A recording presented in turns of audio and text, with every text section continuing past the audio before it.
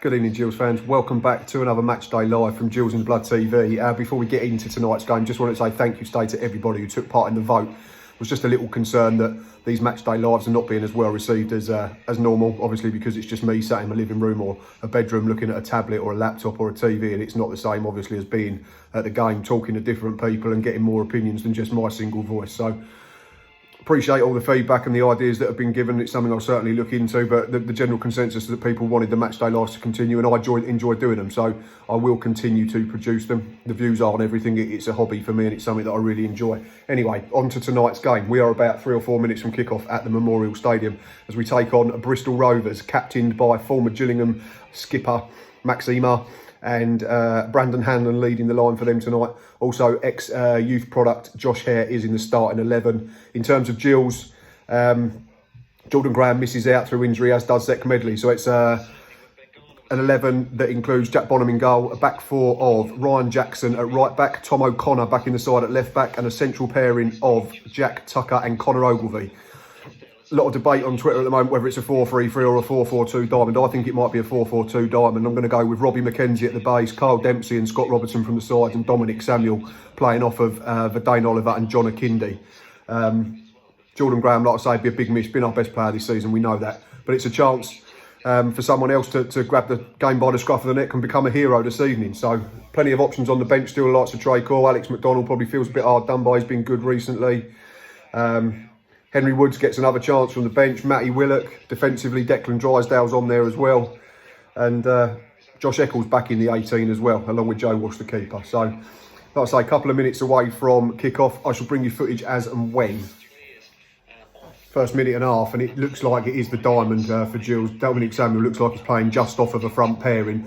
Tom O'Connor's definitely playing at left back with Connor Ogilvie central. First half chance for Gills. We've got a corner here. Scott Robinson pinched possession in the middle of the park, played a little through ball. Verdane Oliver couldn't quite get there in front of the defender, but he put it out for a corner, which Scott Robertson's going to take. So we'll just stay with this. Here it comes now from the far side, in swinging. It's not very good. It's not beating the first man, who's headed it out for another corner. Hopefully this one will be a bit better.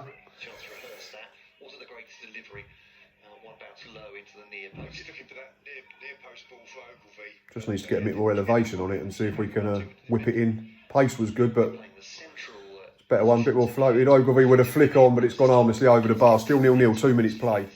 10 minutes gone. It's been all Gills in terms of territory. Had another half chance. Ball broke towards Verdane Oliver, about 18, edge of the 18-yard box. Snapshot went over, but we're getting through them really easy. Dominic Samuel keeps dropping in between the lines, and it's giving us two options. It means that we can play into feet, and then Dom can spin and try and get the fullbacks on when they bomb on up down the outside channels. But also we can go from back to front quite quickly.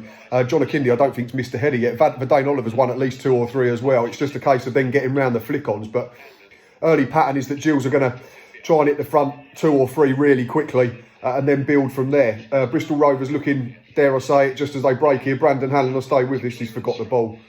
But at the moment, obviously, knowing how Brandon plays, Gills know as long as the ball's played in the air, then the chances are they can pick up the first ball and win the first header. But a promising start from Gills with 11 minutes on the clock. First real foray forward for the home side. Brandon Hanlon, the ball's played into him. It sort of bounces off his knee and lands at the feet of the lad. I think it's Nicholson. Left-footed drive's gone wide at the far post. But first shot across the bows from the home team, just to let Gills know that they are still in a game.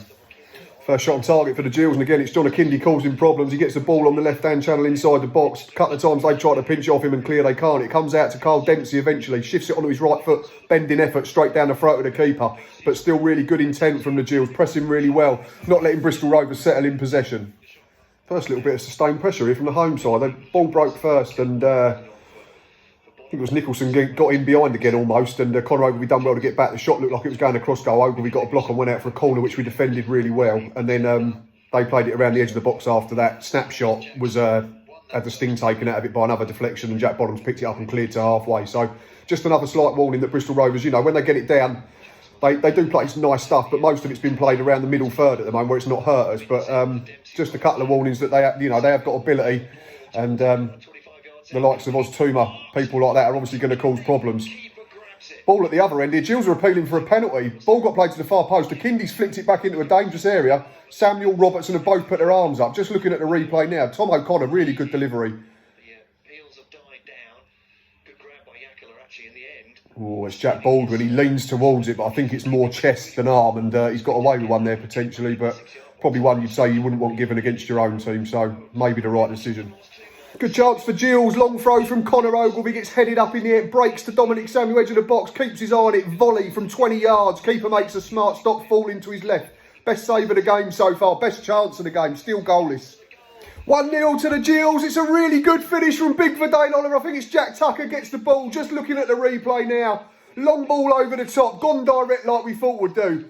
Max Amar lets it bounce, Verdane Oliver stronger than the former Gills skipper. Flicks it over the on-rushing keeper and into the far corner. Gills deservedly lead for me, 1-0 up. A little bit of pressure from the home side here as we approach the last minute or so of this first half. But before then, a really good chance for Gills again. Carl Dempsey, who's becoming increasingly influential. Played a short corner with Scott Robinson, left-hand side. Dropped the shoulder, got inside. Played a really dangerous ball in. Went through everyone, bounced in the 6-yard box and drifted just wide of the far post. We've got a corner to defend now, though. But to be fair, from these sort of positions, we have been pretty solid. So fingers crossed that's not a commentator's curse. It's going to be a left-footed corner in swinging. We'll just stay with this. 43.5 minutes played. Here it comes now. Low one towards near post. It's in sort of half flicked, but Mackenzie's swept up and cleared it towards halfway. Jack Baldwin's headed it in front of Dominic Samuel, but good pressing again from Scott Robinson, who's been really good tonight, to be fair, young Scott Robertson. Didn't think he looked quite at it at the weekend, but he looks to be back to somewhere near his best today. Pressing really well when he has to, but also dropping in and keeping his shape when he has to as well. Yeah, nearly 44 played, still leading 1-0. Half time at the Mem, and it's Bristol Rovers 0, Gillingham 1 at the break, and it's thoroughly deserved for me. The boys in red tonight in our switch kit have been really, really good, really deserving of that. Front two have worked really hard. Verdane Oliver and John Akindi not given their back line a moment's rest. They don't look comfortable. Max Amar, prime example for that with the goal. Didn't like being bullied and harassed by Verdane Oliver, but credit to the big man, he had loads to do from there. And it's a brilliant lofted finish over the keeper to give us the lead. John Akindi been really good tonight, probably one of his best performances in the Gills shirt. Again, not letting their back line settle. He's winning pretty much everything in the air. Just had a half chance right at the end. Probably should have done better, which could have put us 2-0 up and maybe out of sight. But he's been really good. Behind them, Dominic Samuel's linked the play really well. I think he's been superb, and he's a better player when he's centrally, whether that's as a central striker or just off a front man or a front pair, and he's been really, really good. Defensively, we've been solid enough, all of that back four. Jack Bonham's not really had to make a save, and I think the middle three of Robbie McKenzie, Carl Dempsey and Scott Robertson have been really, really good as a trio. So yeah, plenty of positives, but obviously still a big 45 minutes to go. You'd imagine that Paul Disdale will get Bristol Rovers fired up to come out second half and have a real go. So it's going to be a case of weathering that storm. But all so far, so good for the Gills. Lead 1-0 at a break. First save that Jack Bonham's had to make. Bristol Rovers made a bright start to the second period after Gills had a bit of pressure as well. Erhan Oztuma, we all know him from his League One days at Walsall, gets the ball probably 25 yards out, shifts it onto that left foot. Bending effort towards the far corner, but Jack Bonham flung himself to the right and made a really good save. Still 1-0 to the Gills. Couple of half chances for the home team. First of all, ball gets played into the centre of the area. They've got there, I'm not sure who it was, it might have been Nicholson again, who's probably been their best player on the night. Attempts the shot after getting it out of his feet. Good block by Jack Tucker, sees it bobble past the far post for a corner. We defend the first ball really well, then the ball gets recycled, ball gets whipped in. Brandon Hanlon, our former striker, glancing header goes wide of the far post. I think Jack Bonham would have had it covered though if it had been on target. But yeah, still 1-0 up, 55 minutes gone. Managing it pretty well at the moment, the Gills. Huge chance for Gills to make it 2. John Akindi, right-hand channel, plays in a good ball. I'm not sure it is that one of their centre-half decides to clear it, stoops to head it, hits Max Amar, bounces back to Verdane Oliver 2 yards out, swivels, hits it first time. I think it's the keeper, is it Jackula, who's made a decent enough stop point blank. Huge chance for Gills to double their lead with just under half hour to go though. For the first time in the game, Bristol Rovers actually got in behind Gills. It's Oztuma again pulling the strings. He does really well. Plays a lovely little clip ball in behind Ryan Jackson. I think it's Kawiki on the left wing back who's just come on. Can't control it. And then Conor Ogilvie comes across, makes a really good clearance. And Brandon Allen's absolutely cleaned him out pretty late here. I'm not sure whether there's going to be a card, but it's a free kick to Gills, which is the main thing. But just again, it's just a warning sign that says that all the time it's only 1-0. Bristol Rovers are still in this. Big chance for the home side here. Jack Tucker's been penalised for a foul. It's literally 20 yards out, just left of centre. Oztuma's picked it up. We know how good he is with his left foot, so surely it's going to be him that takes it. Just stay with this. Referee's just sorting the wall out. Yeah, it's definitely Oztuma. There's him and there's one over. I think it's Kilgore that's with him, but I can't see him taking it. I think it'll be the cultured left foot of Erzan Oztuma. Jack Bonham sets his wall. Jack Bonham, interesting. He's very right-hand side as we're looking at this. He's giving Oztumer, he's almost saying, you've got to put it this side. Here comes the free kick now. It's hit the wall. And it's been cleared by Robbie McKenzie, I think, and Tom O'Connor's completed the job and booted it over halfway. Dominic Samuel's actually done well to control it on halfway. Really good from Dom Samuel. Great ball into Carl Dempsey. Gills are trying to break here as well, right-hand side. Just stay with this a minute. Good ball from Jackson and Carl Dempsey, right-hand side. Good ball into the box. For Dane Oliver at the far post. 2-0 to Gills. What a good goal that is. Brilliant, brilliant team goal from the boys in red, and hopefully with 16 minutes to play, that should be the points in the bag for the Gills. What a good goal. Just a slight concern after the celebrations. Dane Oliver scored the goal, stooped really well with a diving header, but it looks like he's injured himself in the process of netting it. I've just looked at the replay. As he's dived, he's headed it and he's slid, can't stop himself on the wet surface. Left knee's clattered into the base of the post. He's prostrate in the back of the net at the moment with Gary Hayman's giving him some treatment. He's just sat up and giving his left knee a bit of a vigorous rub. So fingers crossed he's okay and it's just an impact one. But a really, really good goal from the Gills point of view. Probably one of the best team goals we've put together this season. And yeah, 2-0 up. With just under quarter of an hour to go now. First change for the Gills with only 5 minutes to go. Big John Akindi's coming off. Alex McDonald probably felt it was a bit harshly left out the 11. He's coming on. So I'd imagine Dominic Samuel to go right up top with the Dane Oliver. Alex McDonald to come on and supplement the midfield, make us more solid in there. John Akindi, superb tonight. Probably one of his best performances in the Gill shirt. Deserved a goal for me because everything else he's done is brilliant. He's worked the centre halves. He's not given them a moment's peace. He's brought it into his chest. He's brought it into his feet. He's laid it off. He's brought people into play. Worked hard without it. He's not been afraid to go back and defend his own box when he's had to, you know, with set pieces and stuff like that. Just a really good all-round centre-forwards performance from Big John Akindi tonight.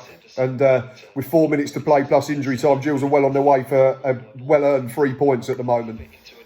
Second change for the Gills, 30 seconds into injury time. Not sure how many minutes have been added on yet, but it's going to be Declan Drysdale coming on for young Scott Robertson, who's been really, really good tonight. Said at the half-time that I thought he was back to somewhere near his best. He hasn't looked fit for me for the last few weeks. Didn't think he was at it at the weekend, but he's been really, really good tonight, biting into the tackle. He's got a good left foot. He provides balance, doesn't he? And he's just been really, really industrious and really, really impressive in the middle of the park tonight. So a little bit of time wasting here, I'd imagine, and obviously just a bit of fresh legs and an added steel in the middle of the park.